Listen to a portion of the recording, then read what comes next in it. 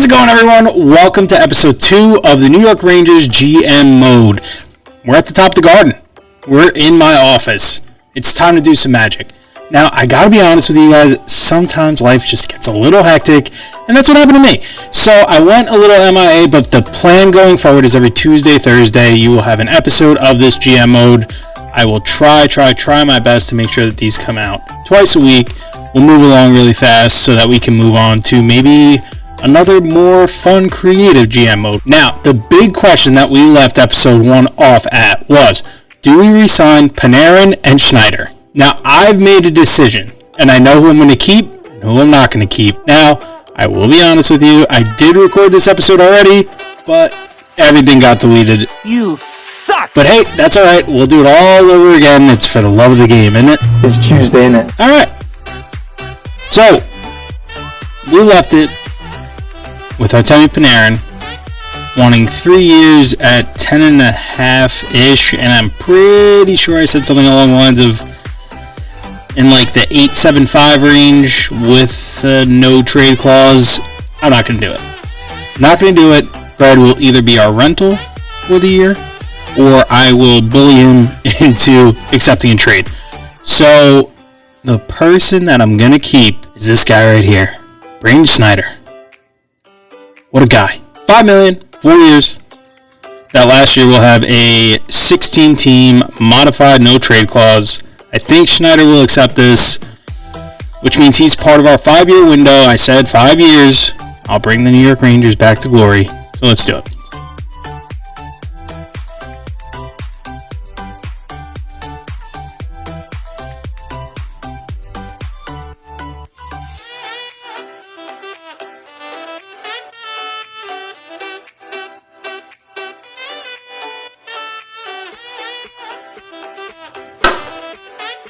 Alright, and before I forget, have to sign scouts.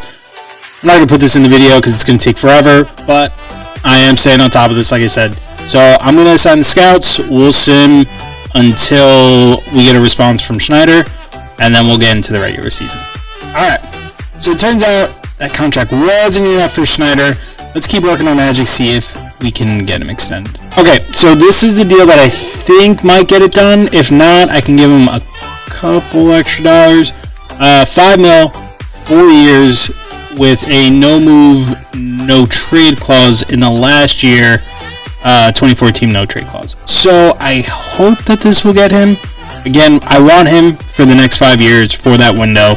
And honestly, if we're not a Stanley Cup team by year 4 of this contract, then I can just trade him. So realistically, I could give him a full no move clause, and I don't think that that would be like cheesing the system or anything like that, but let's see if he'll accept this.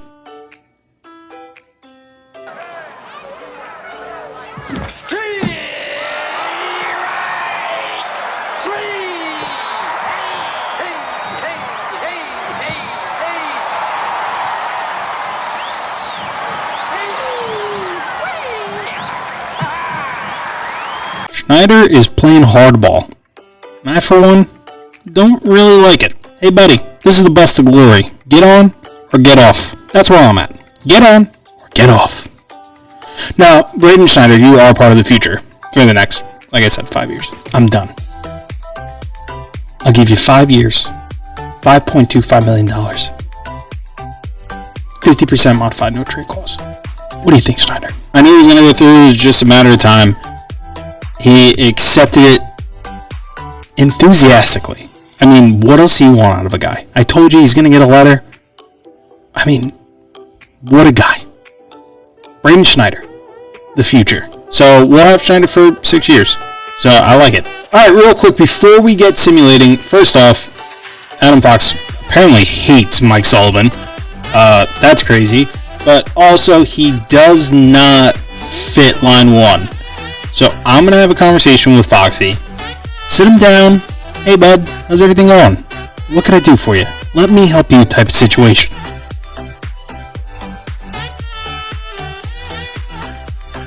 Okay, got a firm no. Got a firm no about buying in. We'll circle back. Let's put a pin in it. Alright, let's get simulated. My goal here is to get to, well, I guess get back to December. Maybe we take it to like the Olympic break. That could also be an option, but December is the main goal. So let's sim to November and see how our rookies are doing and how our lines are doing. Awesome! It's already starting. The injuries are already starting for me. Let's go with the GOAT, Johnny Brodzinski. Come on down, buddy. Alright, so we are in the month of November. Officially, we are 4-6-2. Not exactly the start that you want if you're chasing the cup. Let's take a look at the lines. Let's see if maybe there's some tweaks we need to make. If someone's performing well somewhere, underperforming, might be just time for a shakeup. Alright, we'll just go through the top 6. I mean, EA again, unrealistic game because they don't have Taylor Radish as the greatest goal scorer of all time, which we all know that he is this season, especially for the New York Rangers. But we'll take a look at the top 6. I mean, Panarin, 11 points in 9 games. Trocheck, almost a point a game. Loff, a point a game. Is it the second line not playing well? I mean, they're kind of getting their points, though, too. I don't necessarily have a problem with that. Defense looks fine. Okay. Yep. Okay. Well, that'll do it. All right, we're at the stats screen now. Loff leading the team point per game, but woof. Igor, what are you doing to me, bud? What are you doing? You couldn't stop a damn beach ball, could you? How you have 4 wins is shocking to me with that save percentage. Holy cow.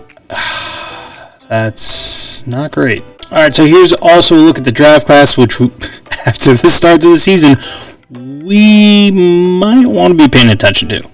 Bobby Hagelin, son of Carl. You realize you're getting old when players you watch growing up have kids, and then they're about to make it to the league. Bobby Hagelin, projected number 1 overall left winger. Let's continue simming. Let's get to December. Hopefully Igor figures it out.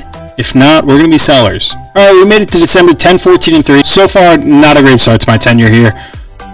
We are 5 points out of the playoff spot behind the Senators, but they have 2 games in hand. If I had to guess, the man I defended so much in the first video probably is not playing up to snuff right now, which is leading to our issues. Yep. Yeah. We're not getting goaltending at all. It's actually the opposite of real life. I mean, I would like to see someone above a point a game as well, but we are not getting good goaltending. Loff with the most goals on the team.